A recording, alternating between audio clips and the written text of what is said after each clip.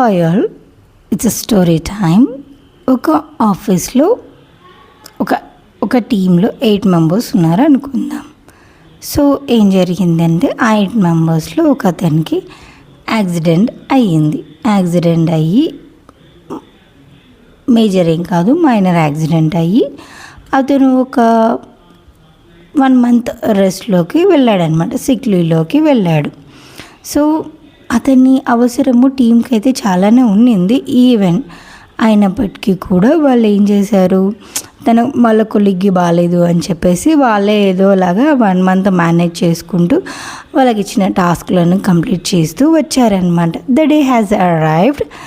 So person డ్యూటీకి report చేయాల్సిన time అయితే వచ్చిందనమాట. సో డ్యూటీకి రిపోర్ట్ చేశాడు.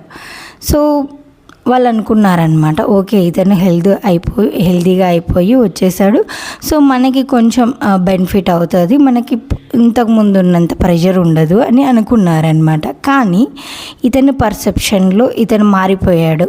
ఇతను ఏమనుకుంటున్నాడు అని అంటే, ఎస్ నేను ఎన్ని రోజులు ఉన్నా లేకున్నా నడిచింది, సో నేను ఎప్పటిలాగా ఇంకా నాకు ఎట్లాగూ హెల్త్ కూడా బాగోలేదు కాబట్టి నేను కామ్గా వచ్చేసి నాకు బాగోలేదు అని ఏదో ఒక సాకు చెప్పేసి వెళ్ళిపోతే అయిపోతుంది, నాకు ఎవ్రీ మంత్ శాలరీ అయితే వస్తుంది కదా అని అనుకున్నాడు అనమాట. అలాగే జరుగుతూ ఉండింది. అలాగే ఇతను కూడా అలాగే అంటుండే అనమాట, నాకు బాగలేదు అని.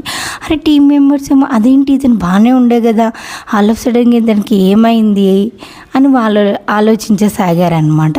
కానీ ఇతని పర్సెప్షన్లో ఏంటి, కంప్లీట్ ఇతని వ్యూసే మారిపోయాయి. ఏముందిలే, నేను చేయకపోయినా కూడా నడుస్తుంది కదా, నడుస్తుంది, ఏది ఆగదు, కాకపోతే ఉన్న వాళ్ళపైన ప్రెషర్ పడుతుంది. అది అర్థం చేసుకోకుండా ఏముందిలే వాళ్ళే చేసుకుంటారులే, నా సాలరీ ఏమన్నా ఆగిపోతుందా, ఇట్లా ఆలోచించడము అయితే చాలా మూర్ఖత్వము. దీనికి ప్రతిఫలం అనేది ఖచ్చితంగా ఉంటుంది.